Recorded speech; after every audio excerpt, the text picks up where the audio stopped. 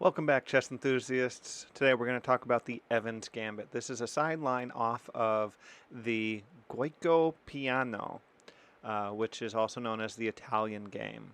And so we start off with e4, e5, knight f3, knight c6, bishop c4, bishop c5, and then what marks this as the Evans Gambit is the pawn to b4, what you see on the position right now. So that is the Evans Gambit. Let's do a little history on that and then we'll dive right into the moves. The Evans Gambit, which is pawn to b4, was introduced by Captain W.D. Evans in 1830.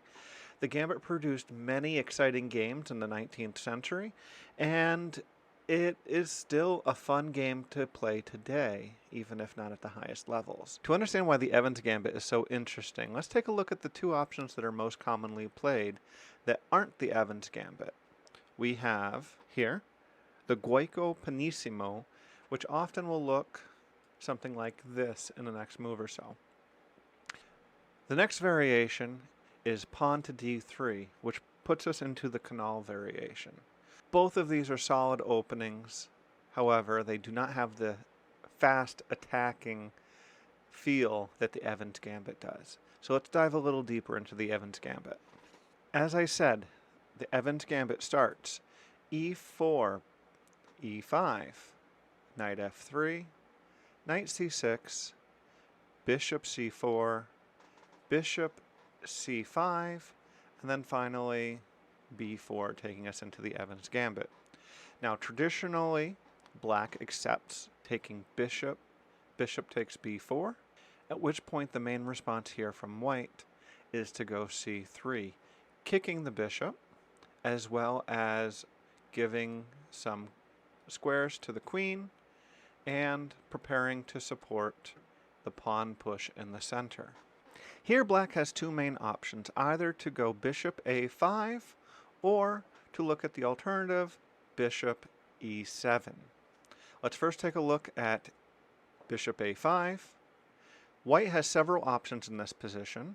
They could either castle, or they could go ahead and play d4. Notice that the pawn on c3 is protected by the knight and therefore not free to take. Let's go ahead and take a first look at castling.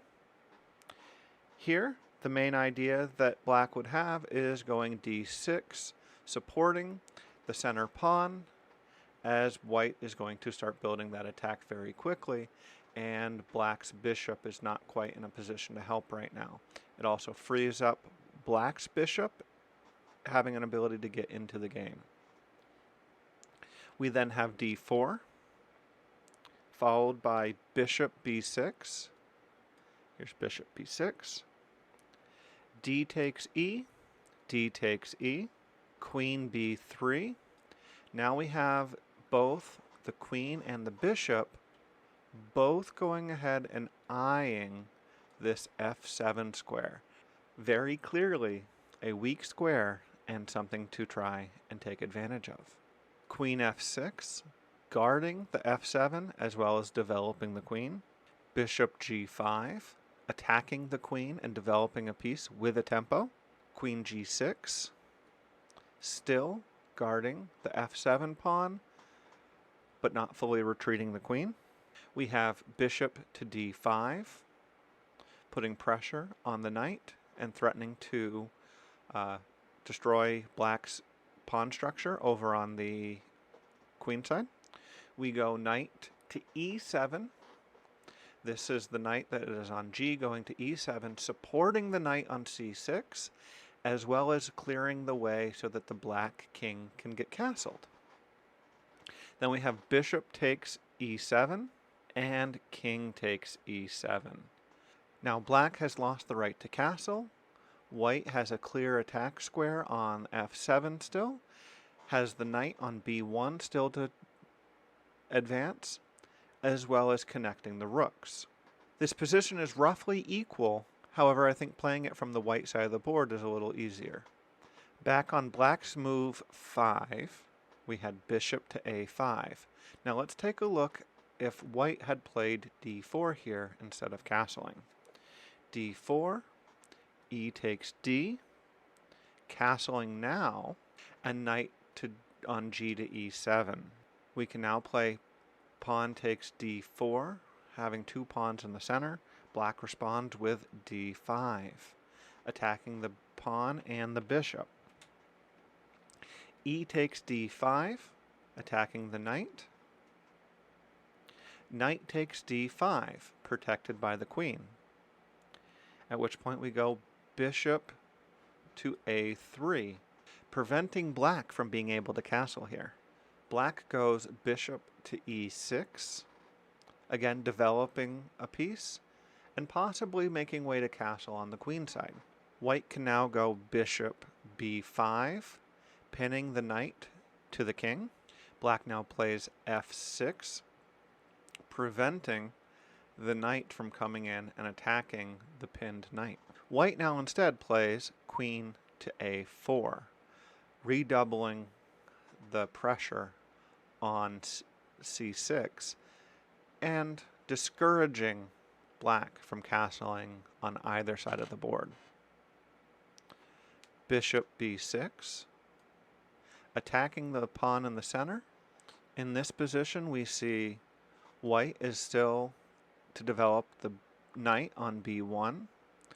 The rooks are almost connected, but the white king is safe, and there's already an attack starting to develop. White now has to figure out how to add pressure while not losing material or leaving it in a worse endgame. Looking at the pawn structure, white has 3 connected pawns, as well as 2 isolated pawns, meaning pawn islands. Typically, the fewer pawn islands, the better your endgame. In this case, white has 3, while black only has 2.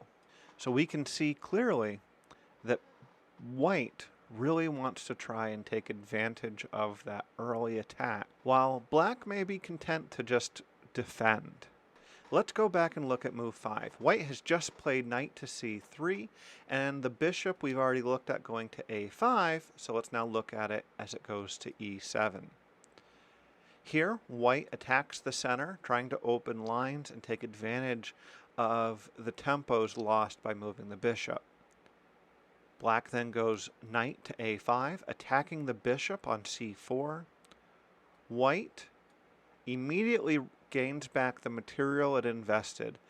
Black has now given up a e pawn for a b pawn, usually a pretty strong option as far as the position goes for white. Now, knight takes c4, knight takes c4. We now have a strong center from white, and most of black's pieces haven't moved and don't have much ability to move.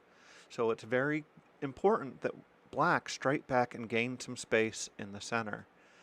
That's why they play d5 here. E takes d5 here, taking the center pawn, not allowing the knight to be captured. We have queen takes d5, equalizing the material.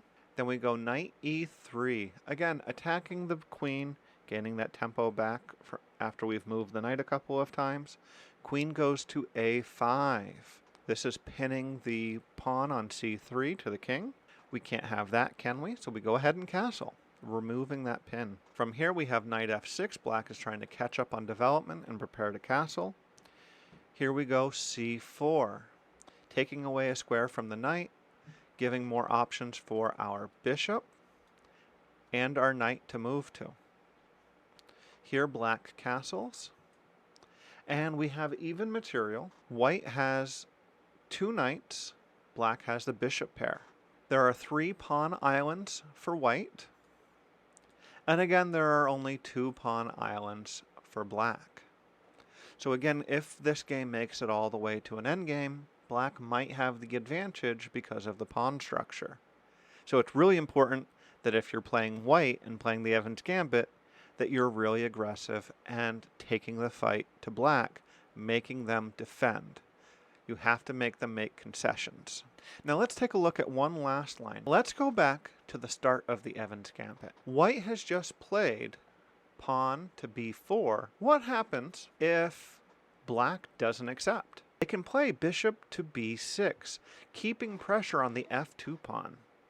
Here we go a4, taking away more squares, preparing to push on a5 and possibly trapping the enemy bishop. Here, black goes a6, giving the black bishop a square to run to.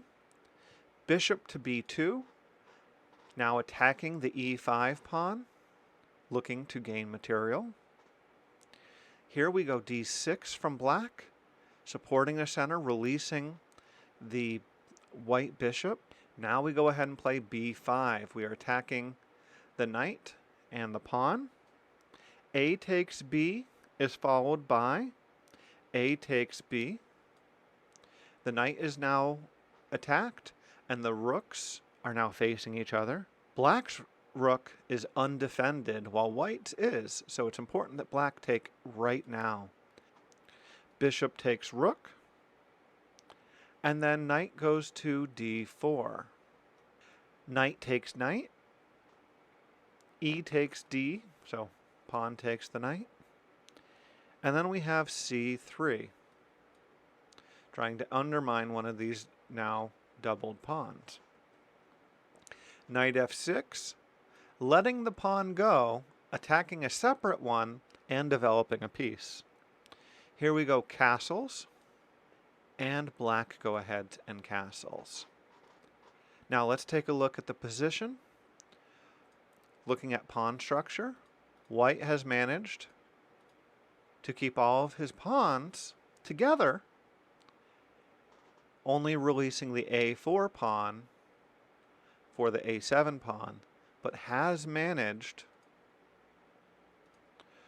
to double the d pawns and create two separate pawn chains here. Here I would consider white with a slight advantage. The difficulty that white is going to have is finding a good square for this knight to go. The queen has lots of options right now, and this is definitely an interesting position to try and play from. That's it for today's video and our conversation of the Evans Gambit. If you want to hear more about it or dig deeper into it, please let me know in the comments, and I can do a follow-up video looking at individual lines. Please like, subscribe, and check out the video recommendations here. Have a great day.